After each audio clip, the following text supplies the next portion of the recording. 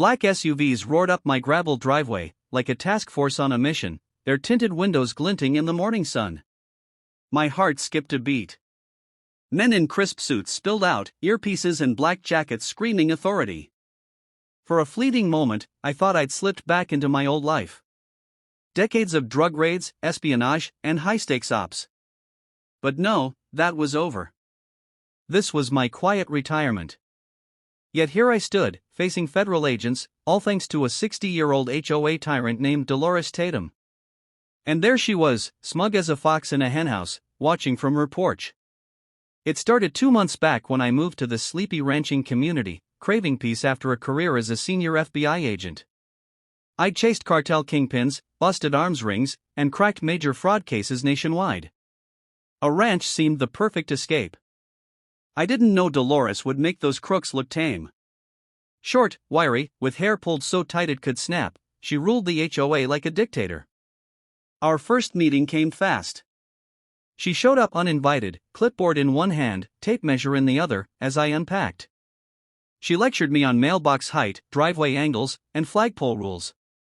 I brushed it off as quirky neighbor stuff. Big mistake. Soon, I saw Dolores treated the HOA handbook like her personal law, bending it to her whims.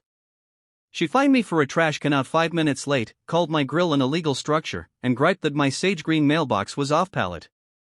I ignored her at first. Worse egos hadn't faced me in the FBI. But she was relentless. One night, I hosted old FBI buddies for a barbecue. Beers, steaks, war stories. Dolores stormed to my fence, snarling about my guests' cars blocking emergency access, though my driveway could fit 2 ambulances. "You'll regret this," she hissed, stalking off. I figured it was her usual rant. 2 days later, the violations began. Red slips for illegal structures. $50 for a high fence. $75 for my house number on a plank. One dawn, I caught her sneaking onto my land, slapping tags on my gate like a rogue meter maid. I marched to her door, pounding until her wreath shook. She answered, smug as ever. "Problem, Jack?" "Yeah, Dolores," I snapped. "If you minded your own business half as much as you fake find me, we'd both be happier." "Oh, honey," she chuckled. "I'm enforcing rules. I know the law better than you." I warned, "This is harassment." "We'll see," she shot back. "I've got county connections. Don't test me." I scoffed. Cartel lords hadn't scared me, what could she do? A week later, at 7 a.m., those SUVs proved me wrong. Agents swarmed out, one barking, "Jack Grayson." "That's me," I said warily. "FBI. Reports of suspicious activity here," he said, scanning my ranch like I was hiding a meth lab. I stifled a laugh. "You're kidding." Dolores beamed across the street, phone in hand, her grin shouting victory. "I'm an FBI agent," I said, flashing my badge. The lead agent blinked, glanced at Dolores, then back. "She tipped us. Said you're stashing weapons, maybe trafficking." I roared, laughing. "Dolores, you called the FBI on me? For what? My push-ups?" "You're not above rules," she shrieked. "I've seen your drills." "My workouts," I grinned. The agents apologized. Dolores vowed, "This isn't over." I knew then she wasn't just nosy. She was unhinged. I'd fought criminals, but she was a new beast. This was war. Post-FBI fiasco, I expected her to back off. Calling feds over yard exercise isn't a win. But Dolores doubled down. A flood of violation slips hit, grass too tall, uneven fence slats, wrong garage door color. One claim? My labs, Max and Duke, were unlicensed livestock.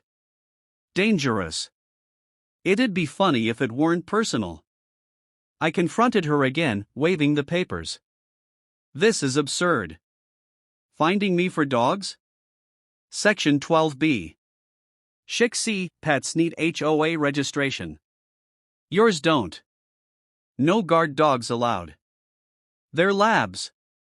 One's terrified of flies. Register them, she smirked. And mow that jungle. She wasn't playing.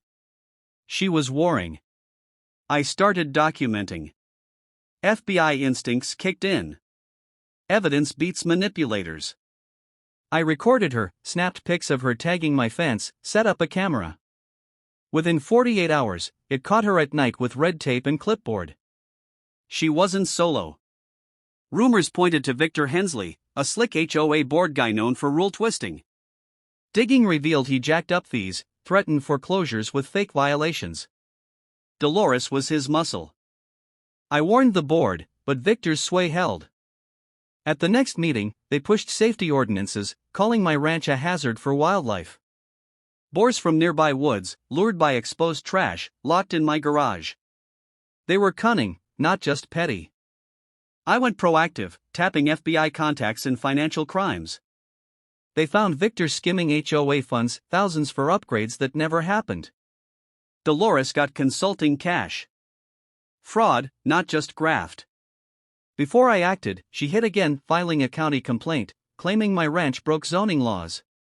A county pal of hers showed up, sour-faced, calling my firewood an insect haven, threatening condemnation in 30 days. Victor pulled strings. They wanted me out, broke or bullied. But they misjudged me. I gathered footage of Dolores trespassing, her fake violations, and the fraud proof, then took it to a federal prosecutor I trusted. An investigation launched. But Dolores sprayed illegal operation on my barn one night. Caught on camera. "You're done," I said as she piled. "Can't prove it," she stammered, dropping the can. My phone showed the clip. "You just did." The fallout was quick. Victor's embezzlement unraveled, dragging Dolores down. Kickbacks from fake projects landed her in cuffs. Her HOA reign collapsed as she was hauled off, yelling about misunderstandings. I grinned. Days later, her letter hit my mailbox. Not threats, but a confession. She'd flunked the FBI exam decades ago, envied my career, and controlled the HOA to cope. I filed it away. Peace returned. Weeks later, sirens shattered my calm. Sheriff's cars, a SWAT van, cruisers swarmed my ranch. Dolores, in a sun hat, smirked across the street as officers encircled me. Jack Grayson, one barked. "We suspect illegal activity." Full search. I laughed. "This is Dolores, right?" Anonymous tip. "Firearms, explosives, drugs," he said stiffly. I glared at her glee. "They tore through my barn, shed, even firewood." "Nothing. Clean," an officer muttered. Dolores babbled about strange men in boxes to unimpressed cops, who left apologizing. She retreated, fuming. Next day, a violation tagged my barn as a hazard. County sealed. She'd roped in an inspector to fake soil contamination claims, pushing for condemnation. Furious, I took my evidence, videos, docs, fraud proof, to a county hearing. Dolores strutted in, confident with her lies. My footage of her vandalism, spray paint, trash, fake spills silenced the room. Her smugness vanished. The board voided her claims, warned her off, and she slunk out. "This isn't over," she hissed in the lot. "It is," I said. "Next time, it's the FBI." Peace settled. The HOA dissolved amid the scandal. Violations ceased. My labs lounged free. A letter came. Dolores bared her soul, widowed, lost, clinging to power after failing the FBI. I felt a flicker of pity but moved on. Months later, she appeared as I fixed my roof. "Still climbing like you're 20, she said. "No venom."